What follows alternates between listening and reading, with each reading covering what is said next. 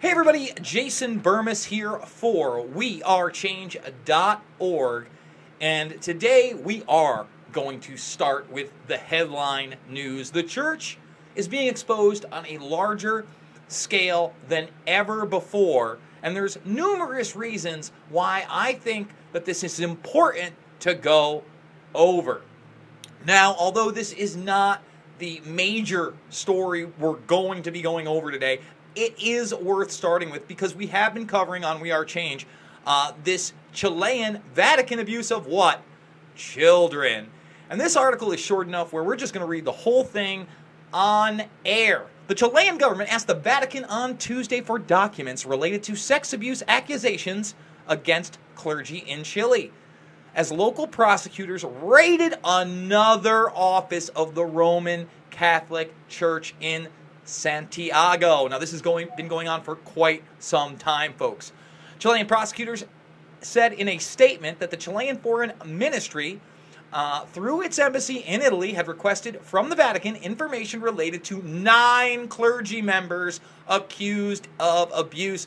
Prosecutors said in a statement that police had searched the offices of the Episcopal Conference, the church leadership in Chile, looking for evidence of accusations made about members of the Marist brothers religious community. Prosecutor Raul Guzman told reporters on Tuesday that police had collected documents and computers from the Episcopal Conference and had begun to process the information. This is a particular case which has to do with ongoing investigations. The prosecutor wanted to complement the background that he already received by researching new information today. Jamie Carrillo, a spokesman for the Episcopal Conference, told reporters after the raid. Several officers of senior church figures have been raided, and prosecutors search for evidence of accusations of sexual abuse by clergy not reported to the civilian police and evidence of cover-up. So let's just stop right there. This has been going on for a long time. This is an ongoing investigation. This is just Chile. This is just 9 people, because we're going to get into some much larger numbers. But all the time I'm told that, these pedophiles are isolated and there is no cover-up. Now, we know within the Catholic Church and other churches that abuse has happened mostly to young boys. But that's kind of been pushed aside. It's not discussed as much as it should be. And guys like me realize that it's not just the church. And often a lot of these abusers, although they are abusing children with other members of the church, guess what? They're abusing children with other people. It's not just a church thing. But let's continue with the article. Earlier in August, the Episcopal Conference said it committed to collaborating with civil authorities on accusations of abuse. The scandal has rocked the church in Chile. In June, the country's 34 bishops were summoned to Rome by the Pope after Vatican investigators produced a 2,300-page report alleging that senior church officials in Chile had failed to act on abuse claims and, in some cases, hid them. In some cases. Give me a break. Pope Francis has accepted resignations by 5 of those bishops. So, again, you cover up high-level pedophilia within the church, and what happens? You resign. You don't go to jail. You resign. It's no big deal. No prison time. You're raping children. You should be put away forever. It is the most egregious and disgusting and disturbing of crimes, and it makes me sick that we don't do more as a society to stop this. Chilean prosecutors have said that they are investigating the 38 cases of sex crimes committed by clergy and lay people. See, there it is right there, and lay people. It's at the end of the article. Oh, wait, they're not involved with the church? Yes, that's what I'm telling you. These sickos abuse kids, not just with each other, but other sick pedophiles. Okay, it's a problem. We need to start talking about it. Oh, there are 73 people under investigation right now, and 104 victims, most of whom were minors at the time of the abuse. Of course they were minors. And the ones that weren't minors were probably groomed while they were minors. Okay? So the mainstream media not making a big thing about this, and this is in South America. It's not a big deal, Jason. Oh, no big deal. It's not us. But it is. It is us. Now, that's why I want to go to this one, because we're not going to read this whole article. We're just going to go over some of the freaking highlights, and really the lowlights, because they're just so damn disturbing. But we're now talking about 301 different priests, over 1,000 children. Let me read that. Over 1,000 children in a 900-page grand jury report. And one of these Catholic priests is now the Archbishop in a land called Washington, D.C.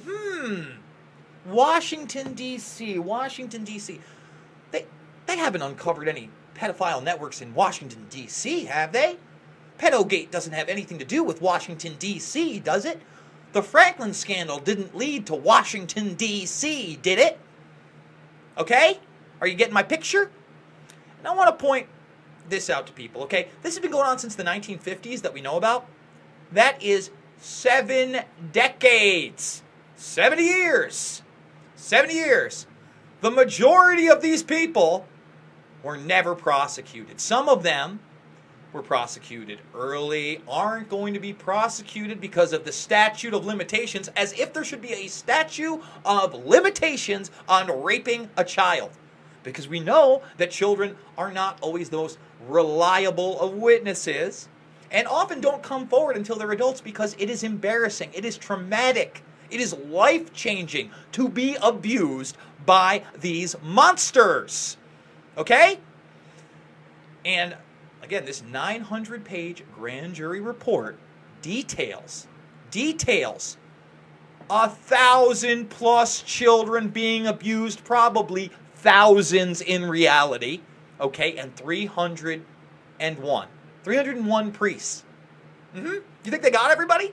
I don't think they got everybody. It's probably more than that. How disturbing is that? How sick is that? How wrong is that? That we as a people have taken this long to even expose that much. It's not enough, okay? And I'm going to point everybody over here to a documentary series that I thoroughly encourage people to check out. It is 1 season, it's over on Netflix. It's called The Keepers. And it goes over a case of not only the sexual abuse of children, and in this case it was actually mostly women, okay? But not all women. The women are the ones that came forward. And murder. And murder when a nun found out about this abuse, and it looked like she was going to go public. All of a sudden she's dead. It's never been solved. And I believe it's 7 episodes. It's 7 like hour-long episodes. Very well done. One of the suspects that they bring up is a person named Skippy. Skippy. Where have I heard Skippy before? It's not the peanut butter. Who is Skippy? Oh! And I'm not saying that this Skippy is that Skippy, but doesn't John Podesta go by an alter ego named Skippy? Huh. That's weird. That's odd. And wasn't he around that same Baltimore area that The Keepers takes place in that time period? Food for thought, Could be totally a coincidence. For all, John Podesta is an upstanding citizen who's worked on multiple political campaigns, including the Clintons and the Barack Obama administration. He was the head of the Hillary Clinton campaign. So I'm probably being crazy. I'm probably being nuts talking about Skippy. But you decide. You go check out The Keepers. You tell me what you think.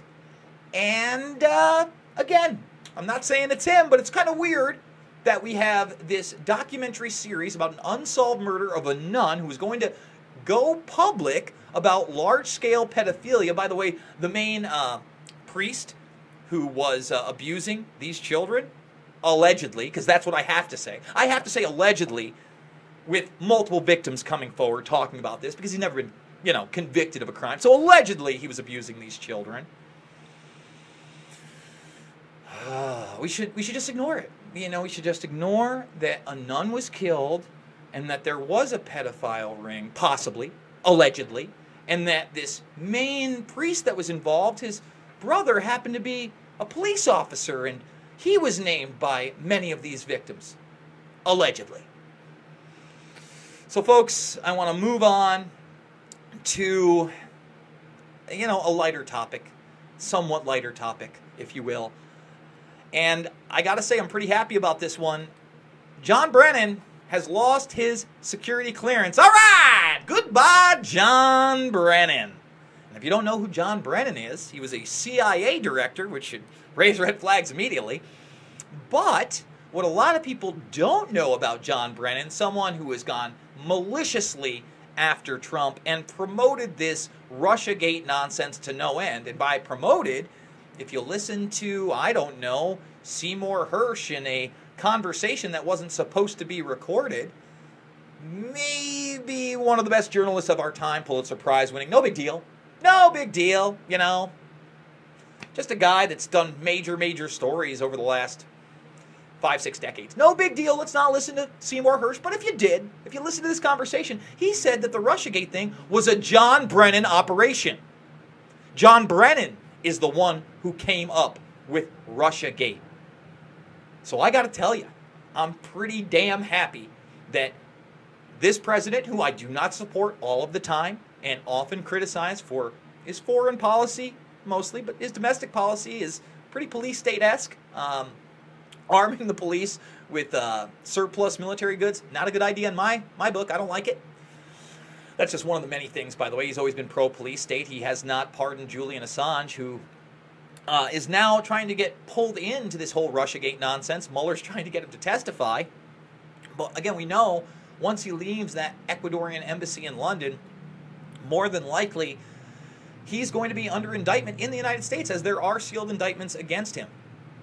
Trump should immediately grant him refuge in this country and give him immunity. Pardon him for any crimes that they were going to maliciously charge him with, because he's not a criminal. He's a journalist. He's somebody that puts out real documents, has never had to retract a story, and honestly, he's a guy that started something, WikiLeaks, that is for the benefit of all of free humanity. All right?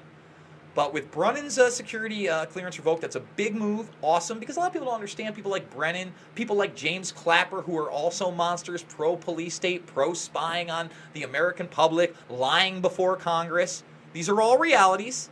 These are facts. I'm putting out facts here for you. Okay? They should not be allowed to go in, use their security clearances, find out different pieces of information, and then go sell them, because that's what they do, or they go work for their privatized spy companies, the Stratfors of the world, if you will. So, big move by the White House.